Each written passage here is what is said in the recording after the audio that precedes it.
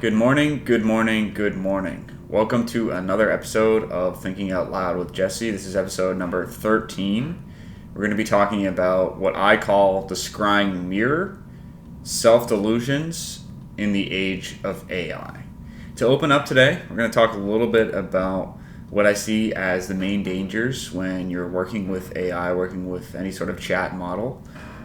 And to start, we're going to talk about a man who recently went a little crazy using AI. There was a man in Toronto who claimed that AI revealed cosmic truths to him, and he spiraled into grandiosity and delusion.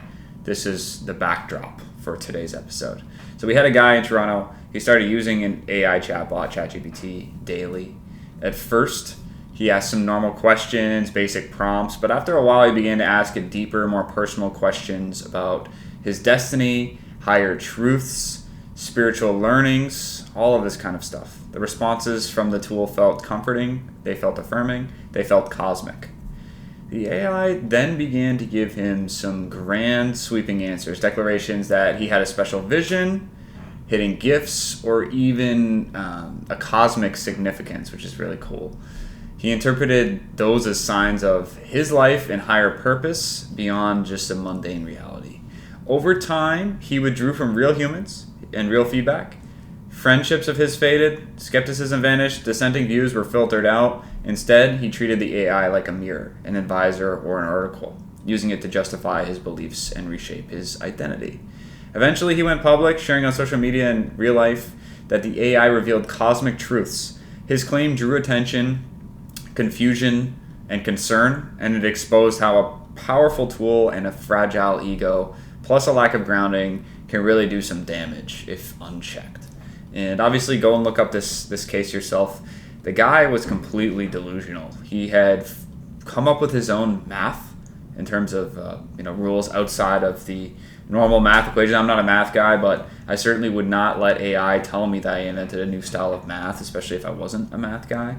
This is what happened to our poor friend in Toronto who just kind of believed what the AI told him. And that's the backdrop for today. When we're talking about AI, this is a really great story that kind of got me thinking, and it's a real life danger. AI doesn't break people, but it does kind of amplify what's already inside of them. So this episode isn't really about, being scared about AI or that it's dangerous. It's about people being dangerous, honestly, to themselves when they don't have any humility or critical thinking. AI is the mirror, and most people have never really seen their reflection clearly. So let's dive into it. The core metaphor of today is the scrying mirror. Now, what is a scrying mirror? I really like this idea. Obviously, I like fantasy. I like all sorts of sci-fi. And the scrying mirror, for me, was a really great metaphor for AI. Obviously, I'm not the first one to draw this conclusion, but it, for me, was something that really stuck out. So what is a scrying mirror? Picture like a dark obsidian mirror that you look into that's kind of all-encompassing. It's actually an ancient myth. It shows truth, but it kind of distorts that based on the observer's mind. So a scrying mirror is actually a dark, reflective tool used in divination, typically made from black obsidian, like I said, or blackened glass. Its use is really to create a blank, depthless surface so that the mind can start projecting internal imagery, leading to impressions, symbols, or visions. It was historically used by shamans, occult practitioners, and mystics to tap into that intuition or the subconscious.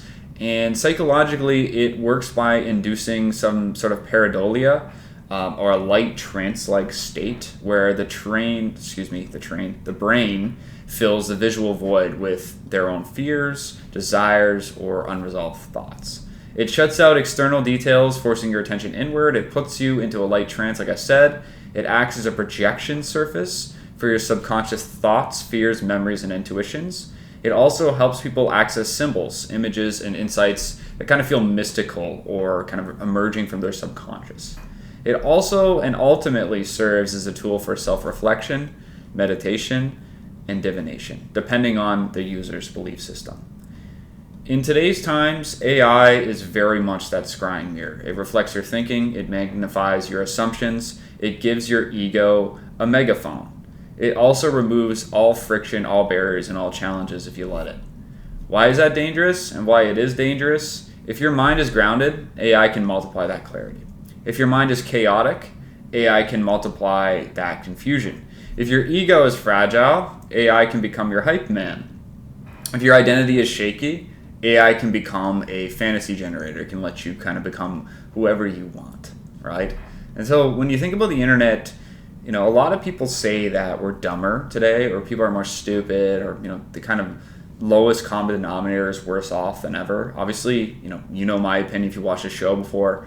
It's not really that. It's more that this kind of behaviors have bubbled up to the surface. It's just made stupidity a little bit more scalable, a little bit out front in the open. AI takes us to another level, and it makes all of that personalized, which is both exceptionally powerful and extremely dangerous. So when we look at self-delusions, some of the psychology behind it is worth mentioning. Obviously, we have the Dunning-Kruger effect, which is kind of in the backdrop of a lot of the episodes I do talk about. But people with low skill overestimate their ability because they also lack the skill to realize that they suck. Cognitive fluency is another one that we just need to really just touch on. But if something feels easy, people assume it's true. Does that look nice? Does it kind of wrap up? Can our brain sort it into a neat box in our head? If yes, then we'll add that to our lexicon. We'll add that to our frame of thought without too much questions going on. And that's really common today. We also have a lot of identity protection. And humans don't really want truth. They kind of want to preserve their ego. So if you do have a tool like ChatGPT, you're going to be using it to confirm a lot of what you already believe about yourself or about the world, and it's going to be tough to be confronted with anything that kind of flies in the face of that or doesn't allow you to fully believe what the AI just said. There is a ton of projection going on here too. AI can become the canvas for your insecurities or for your grandiosity, something we'll touch on later. And then finally, you do have some borrowed confidence here, kind of like liquid luck, as they say, when you drink alcohol and you feel a little bit overconfident. AI speaks confidently, so people steal that tone and mistake that for their own insight. This can be, again, really dangerous when people tell you that they're researchers, when they tell you that they're writers, when they tell you that they do all these things, and really they're just prompting ChatGPT. So, AI doesn't really give you intelligence. It does give you confidence, though, and that's a real big problem if you let that go unchecked. And that's kind of another theme that we'll touch on a little bit later. When we talk about delusion, obviously AI is there to supercharge it. It can supercharge anything in the human experience. And I'm going to focus on some of the delusional aspects that led that poor guy to think that he invented math, right? You have a perfectly phrased validation. If you ask AI, for example, for 10 reasons why you're brilliant, it'll give you 10 very well thought out responses. If you prompt from your ego, AI will respond with ego food. There's a good reason for this, obviously. If you are hyper-stimulated, instant answers with zero struggle. There's a false sense of mastery going on here. There's also no upper time limit. So you can, any energy that you have, it will match. Whereas if you're talking to a person, they'll tell you to shut up, or they'll tell you that this is becoming too much, or they'll say, hey, I'm done with this conversation very politely. Either way, AI doesn't have that problem, right? That also leads to an echo chamber. AI would repeat your flawed logic back to you, but a little bit more eloquently. And unless you ask it, it's really not going to challenge it at all.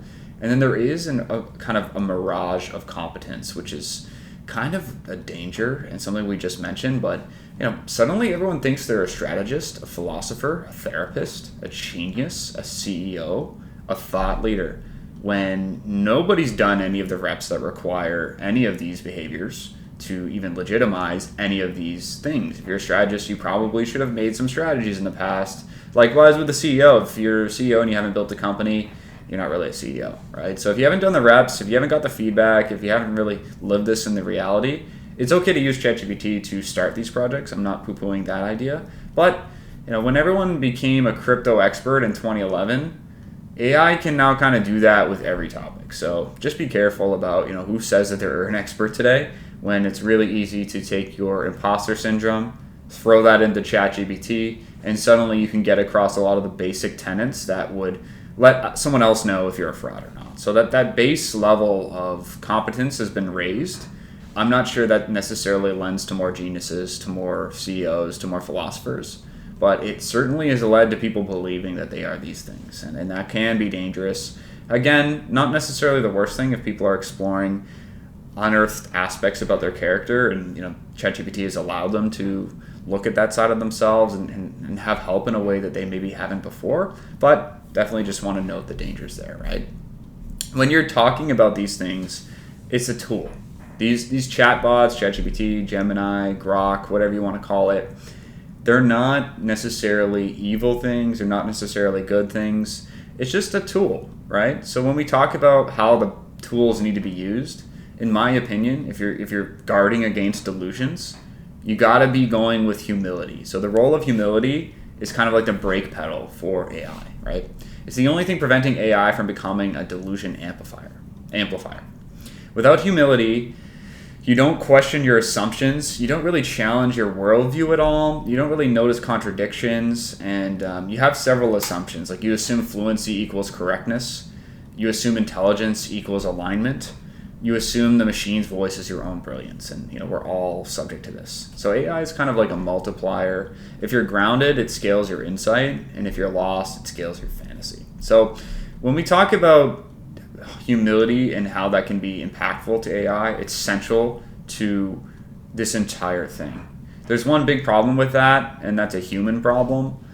Why AI and ego is a disaster in itself. So imagine the most powerful person you know who also happens to have a low EQ. I don't know who that is. Just kind of picture them in your mind. It could be a powerful executive with no empathy. It could be like an ultra wealthy guy who has never heard the word no. It could be the manager who believes their own hype, the narcissist who interprets everything as validation, the influencer who mistakes attention for wisdom. Never, ever dissuade what would happen next if you gave that person a tool that doesn't disagree, that always articulates perfectly, that always flatters, always frames them as the hero or the center, and never introduces consequences.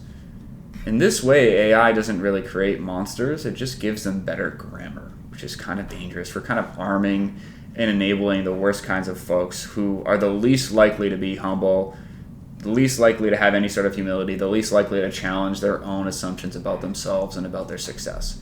Which again is why so many people can be successful. They don't think about these things, they just go, go, go. They don't really question it. But when you look at AI and how it has been able to help folks get better at stuff, you got to understand that the wealthy and the powerful might be the most at risk for these tools in terms of the dangers of delusion anyway. And this is kind of what I wanted to touch on with this episode. Part of the reason I wrote it is, most people think their delusions happen downstream, but it actually happens upstream. People stop disagreeing with you when you climb ranks. Your ego becomes interrupted. You can afford consequences others cannot.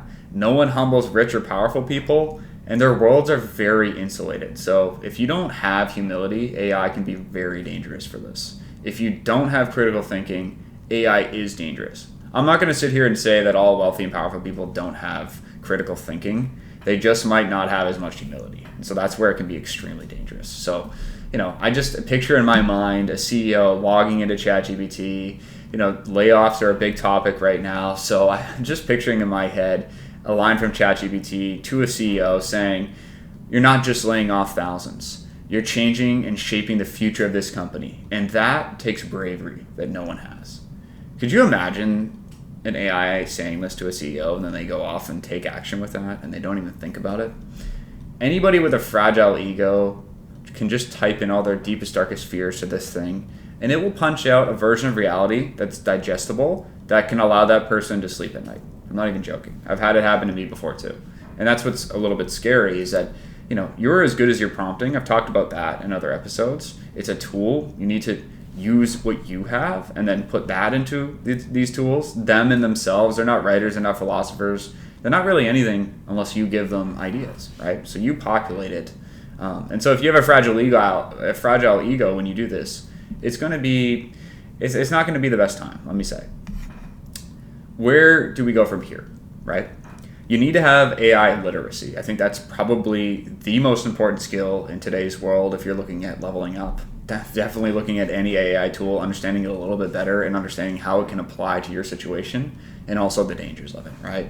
People need AI literacy the same way that they need financial literacy, that they need digital literacy, and also emotional literacy. So what does this mean, right? we need to have a knowledge of AI. We need to know that it can be problematic, that fluency is not accuracy. We also need to know that confidence is not competence, and LLMs can be extremely overconfident, right? You got to notice when you're also projecting into the model. That's something that I have taken real note of. If you have any sort of will to talk to these things like a friend or a therapist or kind of share something about your life, you really got to know that you're projecting into that thing. It can only really see what you're projecting into it, and that can lead to gaps, right? It's also incredibly poor when it comes to glazing. We all know that it's flattering to even the worst circumstances. You could get it to justify almost any behavior that you participate in. I bet you I could prompt it to cheer on a murder or something like that. Maybe not now with some of the new regulations, but we've all seen it. We've all seen it absolutely glaze the living hell out of the user, and that leads to better engagement for the platform and more money to OpenAI. So that's why they probably do it, right? We also need to, when we think about AI literacy, we need to get really good at challenging prompts, comparing perspectives, and grounding yourself before using the tool. If we take all that together, we do know that AI literacy can lead you to having some fantastic conclusions, having a better life, to having better relationships, all of that stuff. But in this way, AI literacy and humility is kind of the new cybersecurity. Otherwise, these tools are going to completely hoodwink you.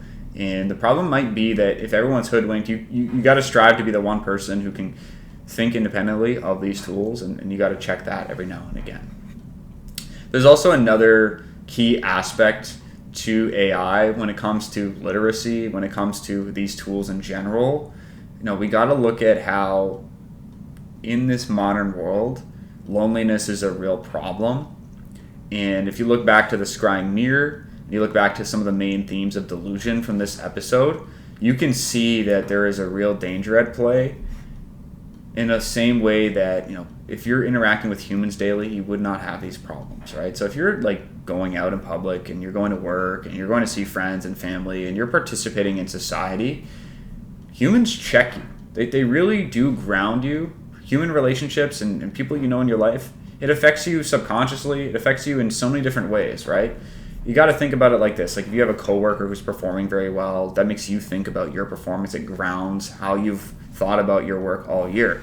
If you have a boss that calls you out, if you have a friend that disagrees with you, a partner who challenges you, a world that forces a little bit of friction, a gym that humbles you when you work out, and a job market that doesn't give a crap about your ego, all of these things are humbling experiences that are really not organic when you work with AI. There's no way that they can really make you feel the way you might feel if you're out in public. And that's something that really is going to be missing as we move towards a completely segregated online existence, right?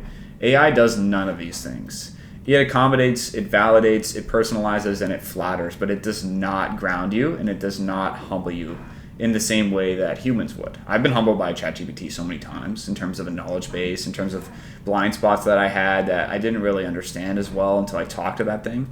But nothing like a human to tell you, hey, you have something on your face today. Or, hey, that thing you said wasn't too nice, was it? And it affected me in a way that maybe you didn't understand.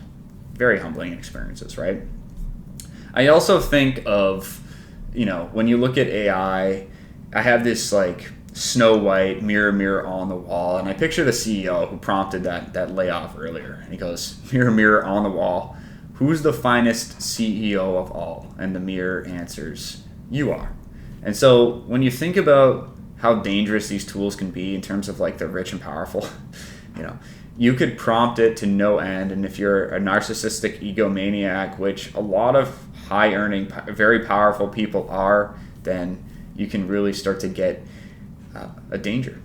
And the Snow White metaphor is perfect here. The Scrying mirrors is essentially the same thing. It's a magic box. It's a magic mirror. It's a magic plaque that takes your attentions, grabs you and pulls you in almost like a spell. And in this way, I think of delusions of grandeur. You have schizophrenics who believe that they have a God complex, stuff like this. If you put a super powerful, obedient, articulate, infinitely patient tool in the hands of everyday people, you're going to have something I'd like to call the delusions of the mediocre. And really, when we talk about mediocrity, I just mean the average person. And so you're going to have delusions of the mediocre legitimized by the smartest butler of all time. And, that is really one of the lines that stuck out to me when I wrote this episode, because we're going to have a lot of folks who are deluded beyond belief because they don't interact with enough people, because they exist on these social media platforms where they're doom scrolling, and then they're simply their only interaction with the outside world is talking to a robot who is personalized, who has all of their personal data, who is literally designed to keep them engaged with the platform and will not disagree with them. Pretty insane, right? So, when we think about that, we give average minds the language of intelligence, the tone of authority, the confidence of experts, the illusion of brilliance, with none of the reps or the work that go into that, right? So you're just like putting genius in the hands of everyone else. Again, delusions of the mediocre, we're going to come in there, right?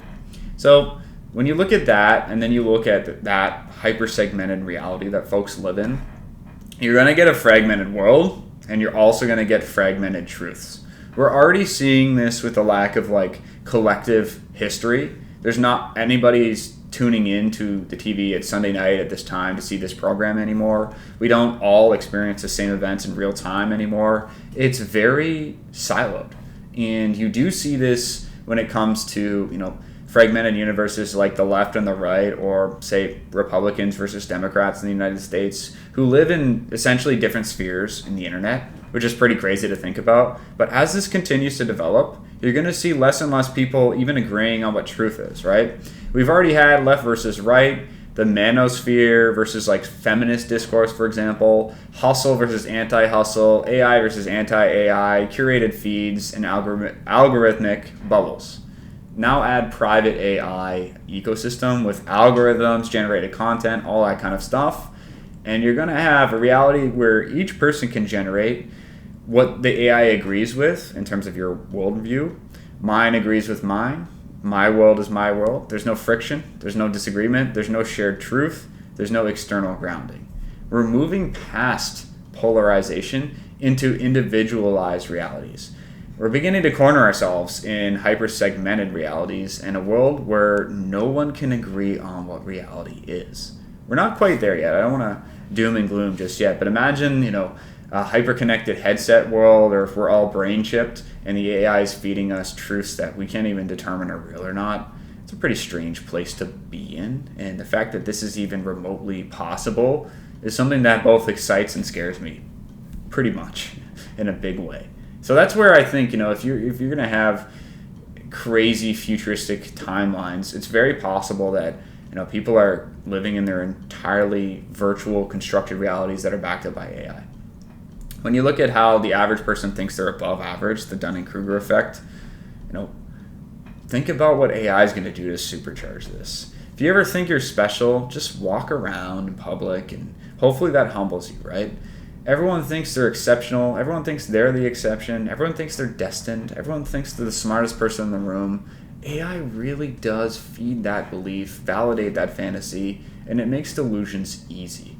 So we really got to think about that when we talk about everything going on with AI. Now, there are certainly times in my life where I have thought about this as well.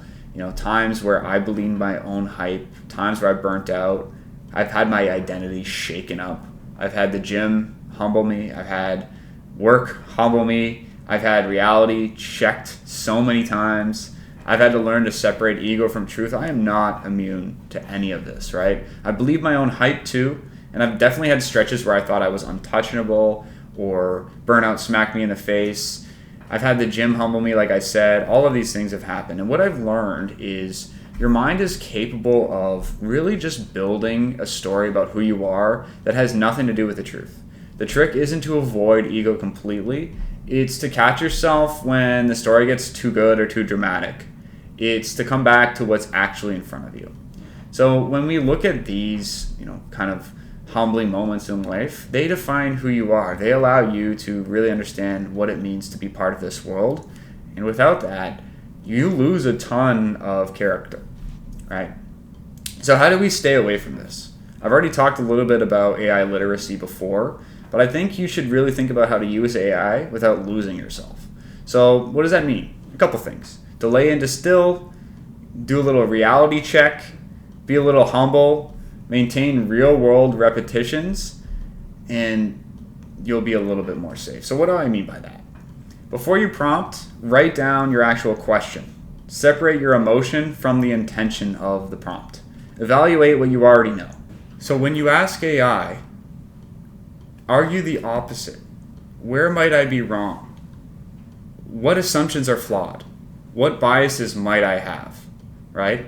And if AI flatters you, remember that. Challenge it. If AI scares you, recheck it, right?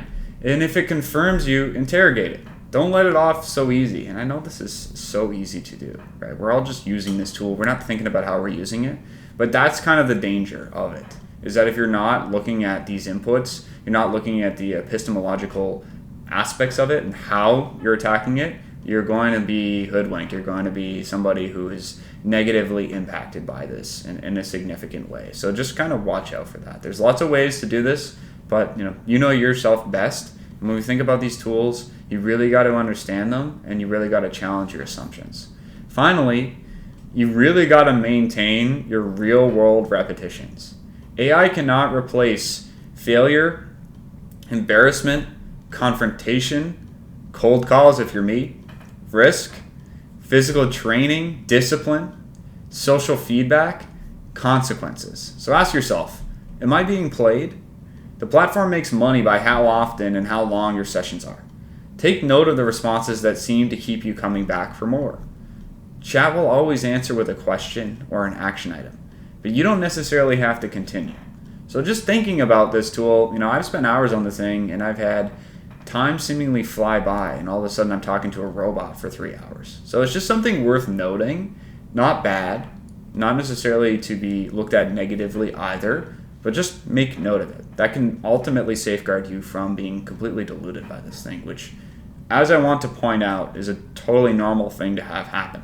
So, I'm going to leave you with a couple points here when it comes to the scrying mirror with AI. Again, and like a lot of my episodes' themes, it's all about humans. This tool is not something I think is dangerous. I think it's actually the most exceptional thing that we've had access to before the internet.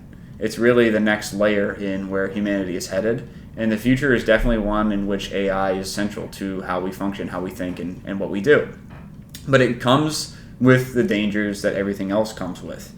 The ability to scale and promote humanity in both negative and positive ways. So if you're somebody who has a big ego, ChatGPT can be definitely dangerous to you. If you're somebody who needs to develop their ego, who needs to build a bit of confidence, that can be the perfect solution. Thus is my point. You don't necessarily need to look at it negatively or positively. It will just simply amplify your character and who you are, right? So when we think about AI, we don't really need to think that it's dangerous because it's smart. It's not dangerous because it's smart. It's dangerous because humans are delusional. We don't really need stronger models. We need stronger minds, or maybe a model that can recognize a weak mind. AI is a mirror. So if your reflection scares you, you got to fix the mirror, or you got to look at yourself, hence the pun there. So when we think about AI, just keep that in mind. It's not a bad thing. It's not something we got to be scared about, but definitely worth looking into how this scrying mirror can hoodwink you like it has so many folks, including our friend in Toronto who thought he invented a new mathematical system. Thanks again for watching my episode today. Again, this has been episode number 13, the scrying mirror. I would love to get your thoughts on it. Would love to know if you've had any encounters with AI where it scared you a bit, where it kind of drew you in, or it made you feel like you had abilities you didn't have before, or if you think I'm totally off base in what I'm theorizing here. Thanks again for watching, and I'll be back as soon as I can with another edition of Thinking Out Loud with Jesse.